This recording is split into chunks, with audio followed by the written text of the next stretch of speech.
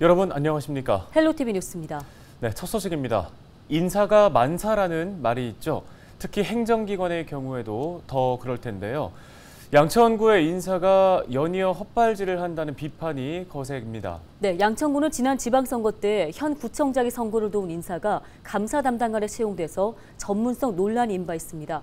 그런데 이번에는 한술 더 떠 성매매 알선 전과자가 기관장에 임명돼 뒷말이 많습니다. 김진재 기자가 취재했습니다. 지난 6대와 7대 양천구 의원을 지낸 박태문 전 의원. 7년여간 지역 정치권에서 자취를 감췄다가 지난 지방선거에서 이기재 양천구청장의 선거 도우미로 등판했습니다. 이기재 구청장 당선에 적지 않은 역할을 했다는 평가를 받습니다. 본인이 1등 공신이라고 하죠. 선거평가에서는. 주도권을 쥐고 갔다는 얘기예요.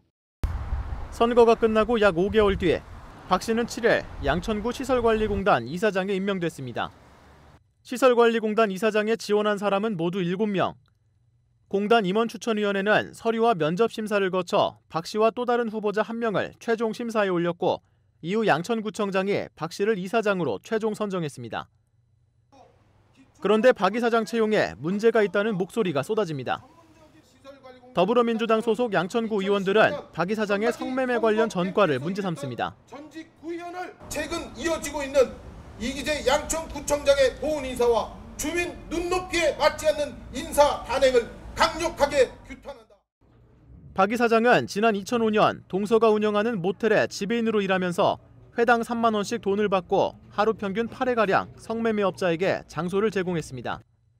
이로 인해 벌금 150만 원을 냈는데 이후 지난 2014년 지방선거에서 이 같은 사실을 숨겼다가 공직선거법 위반으로 의원직을 상실했습니다. 당시 대법원 판결문을 살펴보면 박 이사장은 성매매 장소 제공 전과가 있음에도 선거 공보에는 해당 전과가 자신과 무관하다는 내용으로 허위 사실을 공표했습니다. 성매매 알선 전과자가 공공기관 기관장이 됐다는 소식에 시민들도 이해할 수 없다는 반응입니다.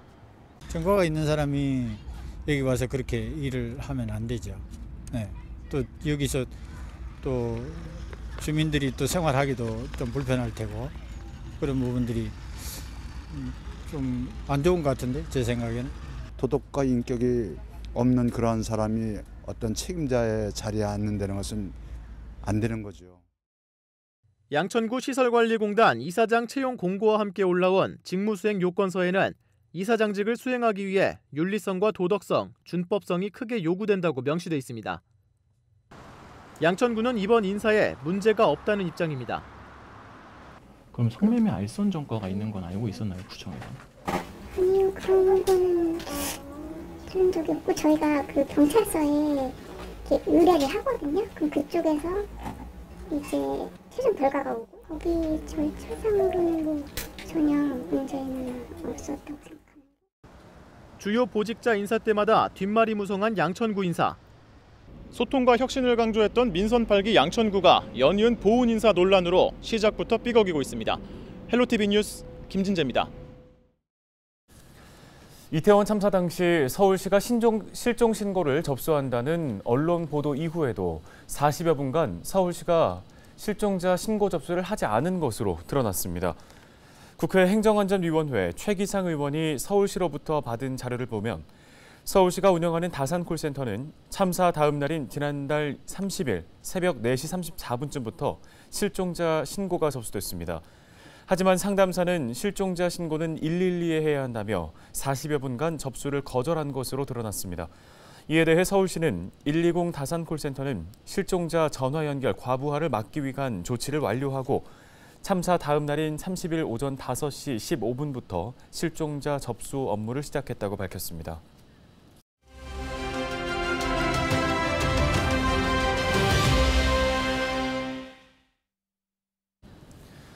이태원 참사의 원인 중 하나로 불법 증축물이 꼽히고 있습니다. 골목길에 무단 증축을 한 불법 건축물이 수두룩했던 이유 중 하나가 바로 솜방망이 처분 때문이라는 지적이 나오고 있는데요. 네, 최재란 서울시 의원이 관련 대책을 촉구했습니다. 직접 연결해서 얘기 들어보겠습니다.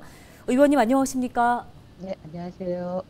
예, 이번 이태원 참사 원인 중 하나로 위반 건축물에 대한 얘기도 나오고 있습니다. 구체적으로 어떤 점들이 문제점이었는지 좀 설명 좀 들어보겠습니다. 먼저 용산 이태원 참사로 유명을 달리한 희생자분들의 명복을 빕니다. 슬픔에 빠진 가족분들께 감히 위로의 말씀을 드리며 부상자분들의 쾌유를 기원한다는 말씀을 드립니다. 이번 이태원 참사 현장이었던 T자 골목 인근을 보면 17개 건물 중 시정 명령을 한 번도 받지 않은 건축물이 단 3곳뿐이라고 합니다. 이것만 봐도 불법 증축 건축물이 집중돼 있다는 것을 알 수 있는데요.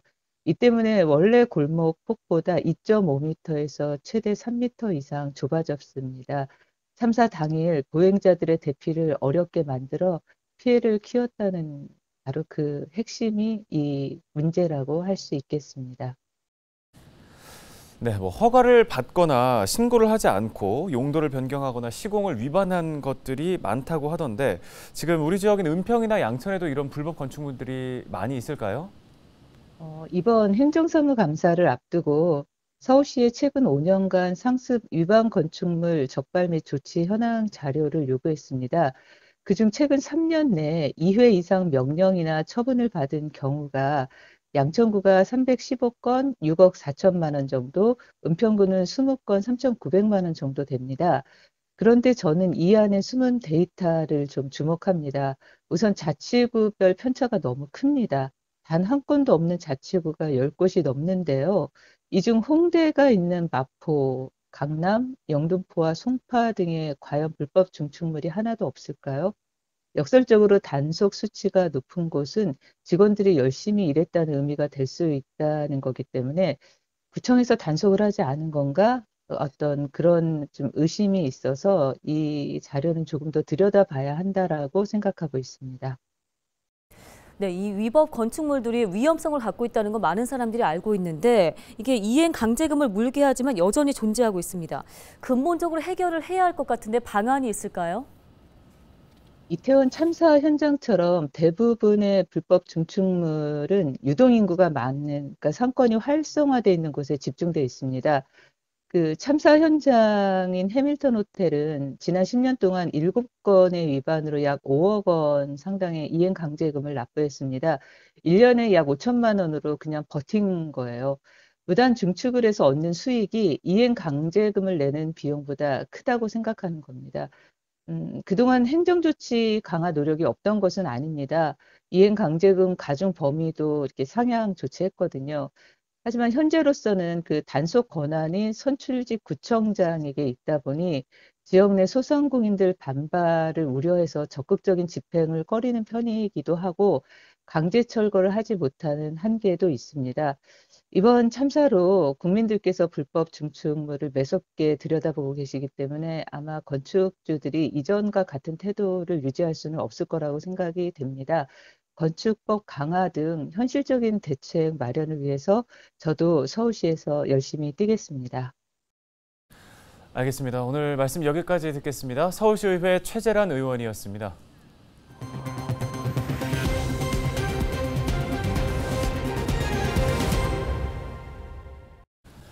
우리 지역의 안전을 점검하는 기획보도 전해드립니다. 가까운 시기에 많은 사람들이 모이는 행사가 있죠. 바로 대학 수학 능력 시험인데요. 네, 2023학년도 수능이 10일도 채 남지 않았는데요. 시험장 안전 점검 현황을 살펴봤습니다. 송하영 기자입니다. 오는 17일 치러질 대학 수학 능력 시험의 한 고사장입니다. 이곳을 방문한 소방특별조사단이 복도에 있는 옥내 소화전을 열고 개폐 밸브와 호스, 관창을 확인합니다. 불이 날 경우 신속하게 물을 공급하는 데 쓰일 물탱크가 정상적으로 작동하는지 여부도 꼼꼼히 살핍니다. 수능을 앞두고 혹시 모를 비상 상황에 대비해 안전점검에 나선 겁니다. 11월 9일까지 긴급 화재 안전 점검을 실시하고 점검 불량 사항에 대하여 14일 이전까지 조치를 완료하도록 추진하고 있습니다. 화재 등 재난 대비 교육청, 시청, 경찰, 보건소 등 유관기관과의 유기적 협조 체계를 구축하고 있습니다. 지난 2017년 수능 하루 전날 포항에서 지진이 나면서 수능이 일주일 연기된 바 있습니다. 소방당국은 화재뿐만 아니라 지진이 발생할 경우를 대비해 상황에 따라 대피 요령을 미리 익혀야 한다고 강조했습니다. 진동이 경미하거나 안전성이 위협받지 않는다면 시험을 지속하고 피해가 우려되는 상황이라면 교실 밖으로 대피해야 합니다. 교실 내 시계 등 그 낙하하는 물건에 머리를 다치지 않도록 방석으로 머리를 보호하고 특히 교실 출입문이 지진에 열리지 않을 경우 대비하여 미리 열어두는 것도 하나의 방법입니다. 또 과호흡 증후군을 호소하는 학생이 발생할 경우 최대한 몸의 긴장감을 풀어줘야 한다고 설명했습니다. 환자를 자리에 누운 상태로 한 손은 배에, 한 손은 가슴에 놓게 합니다. 그리고 호흡을 최대한 천천히 들이쉬고 내쉬는 등 환자의 호흡을 조절을 유도하고 이 밖에 소방당국은 수능시험장 주변의 통행로와 절개사면, 공사장에 대한 안전점검을 실시하고 수능 관련 시설 관계자를 대상으로 안전사고 예방 교육을 강화할 계획입니다. 헬로티비 뉴스 송하영입니다. 여의도에서 가장 오래된 아파트인 시범아파트가 최고 65층으로 재건축될 전망입니다. 서울시는 시범아파트의 신속한 재건축 사업 추진을 위해 신속통합기획안을 확정했다고 밝혔습니다. 신속통합기획안은 민간이 주도하는 재개발, 재건축 초기 단계부터 서울시가 개입해 사업성과 공공성이 적절하게 결합할 수 있도록 정비 계획안을 짜는 제도인데요. 이 기획안에 따라 현재 1,584세대인 시범아파트는 2,500세대 규모로 재건축되며 63빌딩 가까운 동은 최고 65층으로 건립될 예정입니다. 네, 오늘 준비한 소식은 여기까지입니다. 네, 여러분 고맙습니다.